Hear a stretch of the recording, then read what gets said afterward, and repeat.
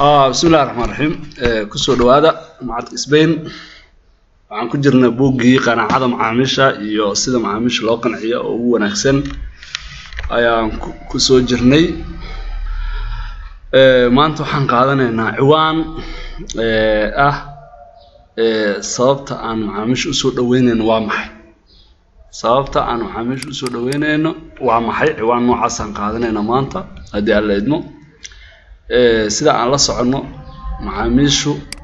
yani waa shayga ugu qaalisan shirkadu yeelato marka koow horta sababta aan macaamiisha u soo dhaweynayno waxa waaye macaamiishu waa shayga ugu qaalisan ee shirkadda labo macaamiishu waxa waaye in la soo xiro geliyo waxa ku baxo lacag aad u fara badan macaamiisha marka la soo xiro gelinayo sida aad la socotiin lacag badan ku baxdo qof marketing ha loo sameeyaa qofka marketingka mushaar u qaata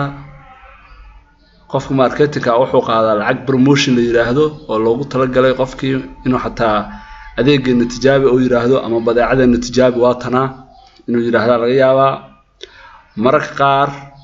wuxuu la fadhiistaa hoteelo ama meelo waaweyn oo lacag badan oo ku bixinayo qofka marketerka ama wax suuqeeya oo ku bixinayo markaas wax waaye waxaas oo activity-ga socdo dhamaantood waa lacag marka macaamiil in la soo dhaweeyo marka meeshaas way kaaga soo baxaysaa sababtoo waa qof qaali oo markii horeba la raadinayaba lacag ay ku baxday waxa laga yaabaa tusaale maanta dukaan furatay ama waxa furatay iskool marka koowaad horta qarasha galay tusaale ahaan iskool furatay ama jaamacad furatay waxa ku qasban tahay in jaamacadaada ama iskoolkaaga dad shaqaalaysiiso si ay u qanciyaan macaamiisha ku imaanayso oo ardada waxa laga yaabaa lacag ka badan dadka magaalada waxa ay bixiyaan inaad bixiso si ardada ku imaatay ama macaamiisha ku imaatay ay qaaliga ay u helaan qof qanci kara oo shaygii ku qanci kara haddaba marka qaar waxa dhacda in qofka macaamilka adeegaagii iyo wax kale inaad isku darto oo tusaale ahaan waxa laga yaabaa shirkad isgaarsiineed tahay maanta inaad rabto company kale ama school ama jaamacad kale inaad bahalkii soo qanciso oo aad ku qanciso adeegaaga inuu adeeg muhiim yahay maxaa sameynaysaa waxaa sameynaysaa inaad simkaarkaaga qaado qofkaas u geyso oo simkaar qaliya marka qaar ma qurxoona sababtuna maxaa waaye isla markii aad rabtaa qofka asoo kula joogo inaad wixii tijaabiso marka waxa ku qasban tahay inaad simkaarkii oo lacag ay ku jirto ku hadal oo ay ku oo la socdo mobilkii la gali lahaa inaad isla geysid waa wax xaqiiqo waxaas oo dhan marka waa lacag waa qarash ka bixi lahaa macaamiisha marka hadii tusaale aad soo dhaweyso qadariso in la jecel yahay ay shirkadda ka arkaan qarashkaas ayaa ka istaagaya macnaha oo qarash dambe oo macaamiil ku raadinaysid ma u baahnaa doontid ama intii hore uu ka yaraana meeshii markii hore oo ka haajiray wax caadi hadda qiimihii intii yara ka yaraanaya marka haddii aan marka tusaalayaashaas aan ku soo koobno macaamilka intee leeg ayuu muhiim yahay horta haddii aan isweydiino oo su'aashaas aan isweydiino waxa laga yaabaa in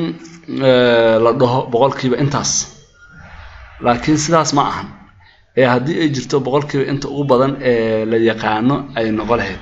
micnaheedu waxa waaye boqolkiiba 50 miyaa la dhahaa maya boqolkiiba 1000 in dhahaa laga yaabaa micnaheedu maxaa waaye waa wax ka qaalisan ma jiraan macaamilka waxaa shaka ku jira in haddii macaamilka la waayo uusan jiraynin wax la yiraahdo ganacsi hortaasna waka meesha ay macaamiisha inaan soo dhaweyno ay ka muhiim ka tahay waa halka wax ganacsi la yiraahdo ma jiraayo haddii aan macaamiil aysan jirin waana qaacido caan ah oo meel kasta adduunka laga joogo laga sameeyahay macnaha waa wax caam ah macnaha wax oo macnaha Mareykanka ku gooni ahna maahan wax Soomaaliya ku goonina ma aha waa wax caam ah oo adduunka meesha ugu shisheeyso iyo meesha ugu sokayso laga fahmayo waaya baaritaano badan oo la sameeyay adduunka oo dhan waxa la isla qaatay in muhiimadda macaamiishu ay tahay waxa ugu muhiimsan ee tiirka ganacsiga sida shaqaale hanti iyo macaamiil waxyaalaha tiirarka ugu muhiimsan ay ku jiraan macaamiil waxa la isku raacay in haddii macaamiil aad hesho ganacsiga isla markaana ay noqdaan kuwa daacad ku ah ama mar walba soo laabta oo badeecadaada qaata in ay keento inuu yaraado qarashaadka mujeda macaamilka haduu ku noqday rabaayad haduu ku noqdo looyarta haduu ku noqday waxa yaraanaya qarashaadka aad ayaga ku raadin lahayd mujeda isla markaana aad iyo aad u wanaagsanaanayo macaashka shirkadda ayaa wanaagsanaanayo isla markaana waxa wanaagsanaanayo mushaarka shaqaalahana waa wanaagsanaanaa okay ama xuquuqda shaqaalaha haddaba sidaas ayuu macaamilku qaali u yahay marka dhamaanteen marka waxaan ka rabaa inaan sidaas u fahmo haddii macaamilku aan lacag lagu raadin oo looyar oo noqdo oo noo soo laabto oo macaamil rigli aan yeelano waxaa noo badanayo dhammaan xuquuqaha oo qofka shaqaalaha leeyahay macaashka qofka shirkadda uu leeyahay iyo dhammaan wixii kale oo benefits